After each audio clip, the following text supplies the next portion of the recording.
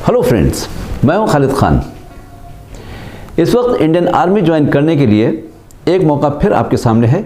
बहैसियत soldier आप Indian army join कर सकते हैं और इस बार ये अपॉर्चुनिटी आंध्र प्रदेश के 7 डिस्ट्रिक्ट्स के लिए है। तो ये मैं इसके लिए आपके सामने डिटेल्स पेश करता हूँ। इसका मौका है कि आप फ़ौरन डेट्स अपनी एलिजिबिलिटी देख करके इंडियन आर्मी में ज्वाइन करें और as a soldier directly nation को सर्व करें। ये भी याद रखिए कि अगर आप ज्वाइन करने के बाद में अपनी एजुकेशन कंटिन्यू करते हैं और ग्रेजुएशन वगैरह कर लेते हैं तो आपको वहाँ से ऑफिसर बनने के भी चांसेस रहते हैं। तो ये जहन में बना के जाइए कि आप इंडियन आर्मी ज्वाइन करने के बाद as an officer also you can serve the nation. देखिए, इसकी जो आर्मी रिक्रूटिंग ऑफिस गुंटूर है उसके अंडर में ये एग्ज़ामिनेशन 16 मई 2021 से लेकर के 30 मई 2021 तक जो है वहाँ का BR स्टेडियम गुंटूर आंध्र प्रदेश में है, वहाँ पर ये सिलेक्शन किया जाएगा। इसमें enrol eligible candidates into the army from 7 districts of Andhra Pradesh, और वो डिस्ट्रिक्ट्स ये हैं Guntur, Prakasam, Kurnool, Anantapur, Kadapa, Nellore and Chittoor. In soldier general duty, soldier technical, soldier nursing assistant veterinary, soldier clerk and storekeeper technical and soldier tradesman categories.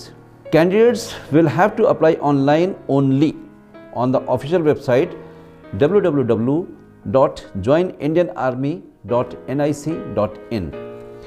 यानी कि इसमें जो एप्लीकेशन करना है वो ऑनलाइन एप्लीकेशन करना है और इसकी डेट्स हैं 17 मार्च से लेकर के आप 30 अप्रैल 2021 तक ऑनलाइन एप्लीकेशन कर सकते हैं।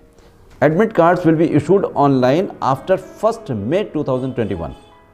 जो डॉक्यूमेंट्स आप ओरिजिनल लेके जाएं उनको किसी वाटरप्रूफ एनवलप में या प्लास्टिक की थैली वगैरह में रख करके सेफली ले जाएं, क्योंकि वहाँ पे due to the weather conditions हो सकता है कि पानी वगैरह में भीगने से आपके डॉक्यूमेंट्स ख़राब हो जाएँ, तो उसकी एहतियात करना ज़रूरी है।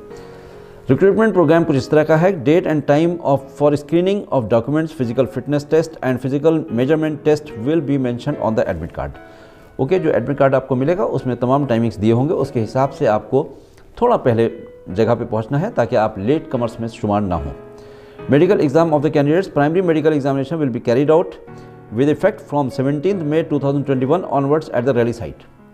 देखिए, सिलेक्शन जो है वो 16 तारीख से शुरू होगा और 17 ऑनवर्ड्स ही फ़ौरन मेडिकल भी शुरू हो जाएगा। और इसके साथ ही कुछ स्पोर्ट्स पर्सन के लिए भी यहाँ पे वैकेंसीज हैं कि स्पोर्ट्स सर्टिफिकेट जो भी आपके पास हैं उनका registration number from the authorised sports federation से उनके पास होना ज़रूरी है। जो स्पोर्ट्स की कैटेगरीज़ हैं वो इस तरीके से हैं कि आपने अगर नेशनल लेवल पे या इंटरनेशनल लेवल पर आपने इंडिया को रिप्रेजेंट किया है तो यू आर एलिजिबल, और उसके लिए मार्क्स जो हैं 20 मिलेंगे आपको। अगर आपने स्टेट, सीनियर और जूनियर नेशनल लेवल में आपने किया है तो उसके 15 मार्क्स हैं। Represented college university in inter university championship and have won any medal in individual event or have reached up to 6th position in team event, then 10 marks. Represented state at national level in Khelo India games and have won any medal in individual event or reached up to 6th position, तो उनके लिए भी 10 marks हैं। Represented district at the state level and have won any medal in individual event or have reached up to 4th position, तो उनके लिए 5 marks हैं। और state school team in events of organised by all India school games, तो ये sports वालों के लिए एक फैसिलिटी है कि उनको ये एडिशनल मार्क्स मिल जाएंगे अगर उन्होंने कोई भी गेम में हिस्सा लिया है डिस्ट्रिक्ट लेवल या उससे ऊपर, तो उनको मार्क्स में यानी कि सिलेक्शन में काफ़ी सहूलत हो जाएगी। अब आइए देखते हैं कि जो फैसिलिटीज़ हैं जो सोल्जर्स की हमारे पास जो सिलेक्शन होने जा रहा है इसका एलिजिबिलिटी क्राइटेरिया क्या है। सबसे पहले देखते हैं soldier general duty all arms, यानी कि इसमें एज जो है 17.5 से लेकर के 21 ईयर्स होना चाहिए। 1 अक्टूबर 2000 से लेकर के 1 अप्रैल 2004 तक के बीच में अगर आपकी बर्थ डेट है तो यू आर एलिजिबल। आपकी हाइट मिनिमम 166 सेंटीमीटर्स होना चाहिए और इसके साथ ही आपका जो चेस्ट है वो 77 सेंटीमीटर्स होना चाहिए और जिसको एक्सपेंशन जो है 5 सेंटीमीटर्स कम से कम वो एक्सपेंशन होना चाहिए, ताकि जब आप सीने में हवा भरें तो it should expand for about 5 centimetres.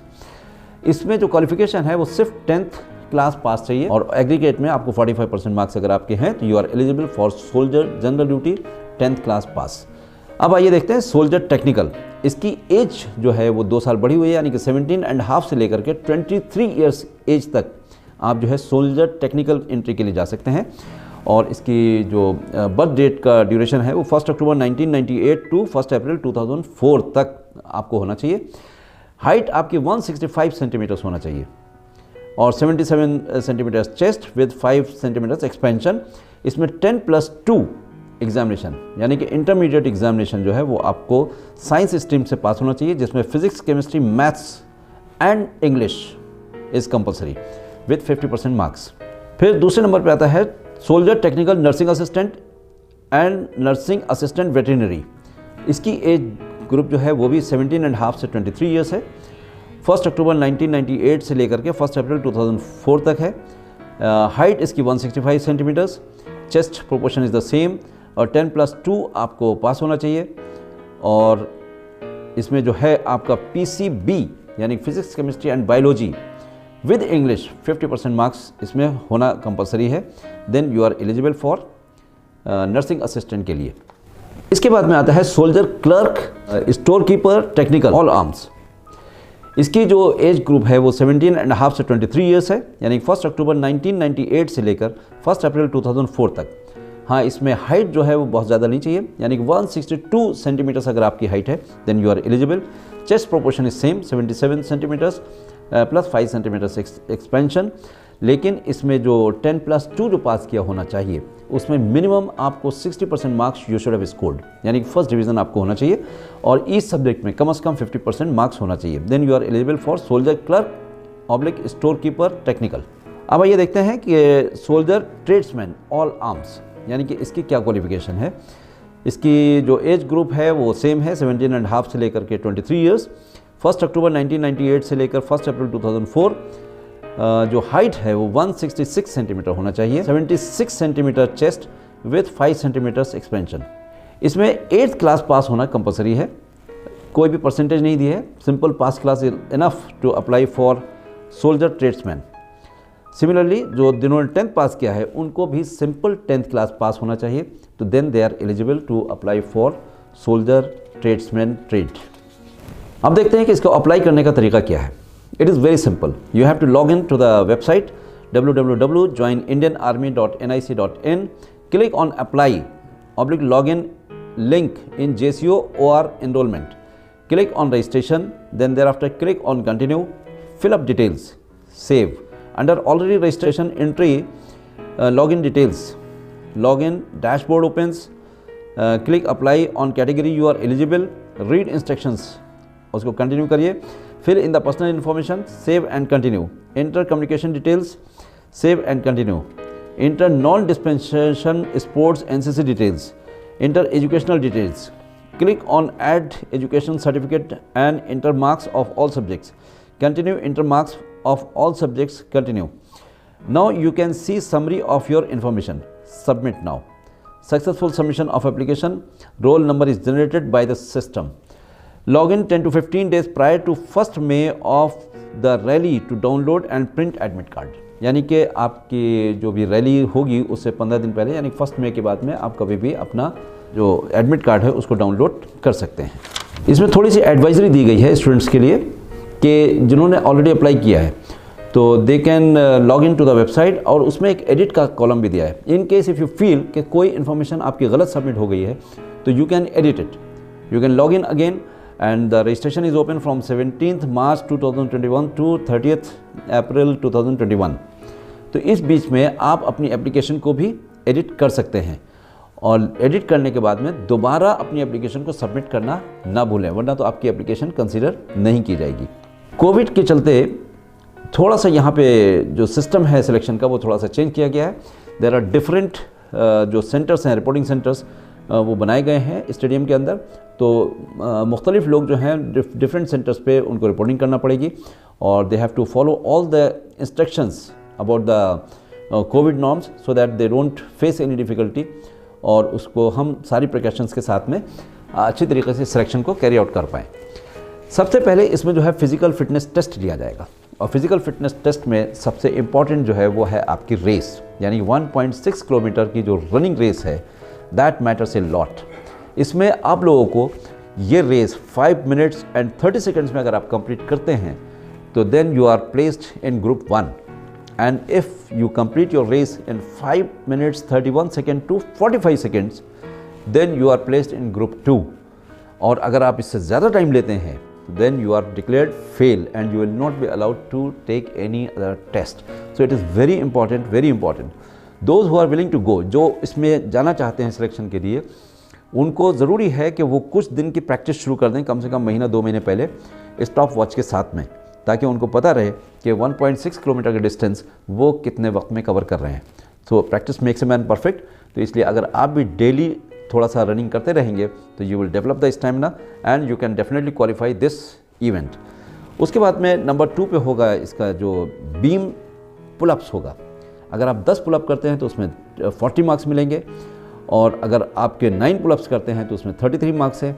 8 pullups करेंगे तो 27 मार्क्स, और 7 पुलअप्स करेंगे तो 21 मार्क्स, 6 पुलअप करेंगे तो 16 मार्क्स, और लेस देन 6 का मतलब आउट, यू आर फेल। तो arms and legs should be straight. Pullups करते टाइम पे ये ध्यान रहे कि ऐसा ना हो कि कुछ लोग जो है घुटने मोड़ लेते हैं या टेढ़े हो जाते हैं, तो इस तरीके की बातें नहीं होना चाहिए। वो इस क्राइटेरिया दिया गया है कि arms and legs should be straight, feet joint with toes pointing downwards, यानी कि आपके पैर जुड़े होना चाहिए और आपकी जो टोज़ हैं वो नीचे की तरफ पॉइंट आउट करने होना चाहिए, और टांगे बिल्कुल सीधी होना चाहिए, and then you have to go for the beam pull up. देन उसके बाद में थर्ड जो आपका फिजिकल फिटनेस टेस्ट रहेगा वो है 9 फीट डिच को जंप करना, यानी कि it's a kind of long jump, और ये सिर्फ क्वालिफाइंग नेचर का है, यानी जो भी 9 फीट जंप कर लेगा he is qualifying. Similarly is the zigzag balance, यानी कुछ थोड़ी सी ऊंचाई पे टेबल हाइट पे या किसी और जगह पे थोड़ी सी कुछ पट्टी वगैरह दी जाएगी, उस पर आपको अपना बैलेंस करके एक एंड से दूसरे एंड तक जाना पड़ेगा, that is called zigzag balance. अगर वो भी क्वालिफाइंग नेचर का है, उसमें कोई ऐसा फर्स्ट सेकंड थर्ड या मार्क्स का क्राइटेरिया नहीं है, वो भी अगर आपने क्वालिफाई कर लिया then you will be physically fit. इसके बाद में जो है फिजिकल मेजरमेंट टेस्ट होगा, आपका जो है मेडिकल होगा, मेडिकल जो है मेडिकल मिलिट्री हॉस्पिटल में होगा, और जो लोग मेडिकल में पास हो जाएंगे यानी कि तो उनको कॉमन एंट्रेंस एग्जामिनेशन CEE के लिए जो है वहीं से उनको एडमिट कार्ड जो है इशू किया जाएगा। इसमें ये बात ध्यान में रखने की है कि CEE यानी common entrance examination will be conducted only for the medically fit students, physically fit students. जो भी फिजिकली एंड जो मेडिकली फिट होंगे सिर्फ वही लोग रिटन एग्जामिनेशन में बैठ पाएंगे। तो इसलिए आपको फिजिकल फिटनेस का क्राइटेरिया की इंपॉर्टेंस जो है वो समझ में आना चाहिए कि डिफेंस में जाने के लिए you have to be physically fit. With this I wish all the best to all the participants, those who are going for this rally, and I'm sure if you go with some preparation you will definitely get through. All the best.